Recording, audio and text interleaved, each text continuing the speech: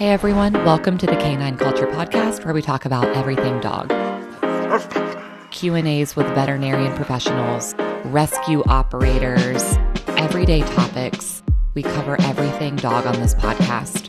So make sure you subscribe to the Canine Culture Podcast on your favorite podcast platform, and make sure you're following us on social media on both Instagram and Facebook. Thanks again for listening. Now here's that next episode. Hey everyone, welcome to the Canine Culture Podcast. This is your host, Brittany, and today we're going to talk about the grooming needs of different dog breeds. So, just as the title implies, every breed is a little bit different with respect to what grooming needs they might have. And so, you might hear someone say, hey, how often should I bathe my dog? And it's not a one size fits all. It's a little bit different based on the breed, based on their activity, and a couple of other factors.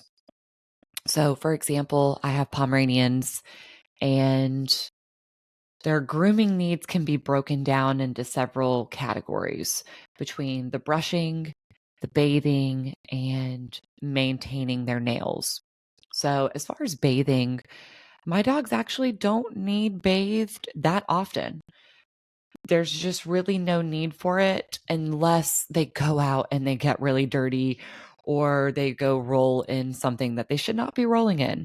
And that does happen. So we truly don't bathe our dogs that often. We don't have any kind of like set schedule for that. And you guys might be similar. And so that's kind of bathing. Now, with respect to brushing, they need brushing at least once a week, if not more. And my Pomeranians all vary with respect to like how thick their undercoat is and how it's textured. So Pomeranians, as well as several other types of dogs, may have what's called an undercoat, and it's like the second layer of fur closest to their body. And I know for Pomeranians, it can get very tangled, it can get very matted, and so the hair above it might look good, but the hair closest to the skin might be a little bit tangled. Brush them, like I said, at least once a week, and depending on the texture of their hair might determine what brush we use. And then as far as nails, so I think a lot of dogs normally get their nails trimmed every 3 to 4 weeks, and that, of course, varies as well. That's just kind of like a good starting point, if you will. One thing that we've been implementing into the maintenance of our dog's nails is using a Dremel. So filing them down, trying to keep them a little more filed down. Now, if you walk your dog on pavement regularly, that'll naturally file their nails down. And, I've seen people put maybe sandpaper or maybe something a little less abrasive on like a board or a mat, and training their dogs to kind of scratch that to kind of file their nails down. So that's another way to just kind of maintain their nails in between nail trims, making sure they're not getting too long, they're not getting, too uncomfortable. And so let's kind of delve in. Let's talk about different breeds that might have high grooming needs, breeds that have moderate grooming needs, and then breeds with very low grooming needs. So high grooming needs, think about dogs that are double coated, thick coated, heavily coated. And those are the dogs more often than not that might need daily brushing, combing. Also, more often than not, means more bathing. They need more cleaning. And so, if you don't maintain these dog breeds, if you don't maintain their coats, they will tangle, and it may even cause other issues. So, some of those breeds to kind of think about would be a Bichon, a Pekingese, Old English Sheepdog, a Cavalier King Charles Spaniel, a Saint Bernard, a Schipperke, a Giant Schnauzer, a Scottish Terrier, a Maltese, a Toy Poodle, and a Yorkie. So think about those dogs as having a higher need for grooming just overall. And that's something to consider as well whenever you're getting ready to adopt or purchase a dog. Is their grooming schedule going to fit your schedule? And if the answer is no, you probably know that that breed is not for you. Or even if it fits your schedule, perhaps it doesn't fit your budget. So, some people will do all of the grooming at home. Some people will use different facilities. Some people are half and half. And so you've got to take a consideration there, your budget as well, because it could add up for particular breeds. Next thing about dogs with moderate grooming needs. So they still need brushed regularly, and then they need bathed basically when necessary. And so these are a little bit more of the middle ground. Think of these dogs as like the American Eskimo, a Basset Hound, a Border Collie, a Brittany, a Pomeranian. Kind of like I said earlier, we only bathe ours as needed. The Rhodesian Ridgeback, a Shar-Pei, a Cocker Spaniel, Siberian Husky, although I think some of you would agree the Husky might actually be a little bit on the higher side of grooming needs. Let's see. I can't remember. I said Cocker Spaniel already. And then like a Golden Retriever. So those are all, moderate needs. And so you're going to be bathing them just kind of as needed, but making sure you are still brushing them regularly. And then dogs that are thought of to have kind of the lowest grooming needs, these are dogs that have maybe a much shorter coat. And then these would also be bathing only when needed.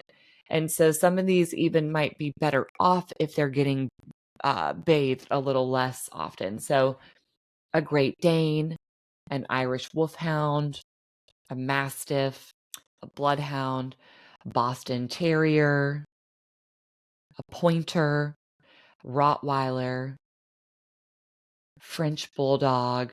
And of course, all of these have variations for sure. So you might be thinking of, well, I have that dog, but they might have some kind of skin need where you've got to maybe wipe the creases of their face, or if they've got creases on their body. So that's just kind of something to think about, though, whenever you are getting a dog or looking at getting a dog, thinking about their grooming needs, because it's certainly different dog to dog. So kind of with respect to grooming needs, there's a special category of hairless dogs. And I don't see them that often. I know you don't see hairless dogs that often, but like the American hairless terrier, the Chinese hairless crested, they have very, very delicate skin. And those dogs normally can't be out in the direct sun for a long time. Oftentimes they need a particular sunscreen before they go outside. And they might need bathed quite frequently or have just a very specific grooming routine.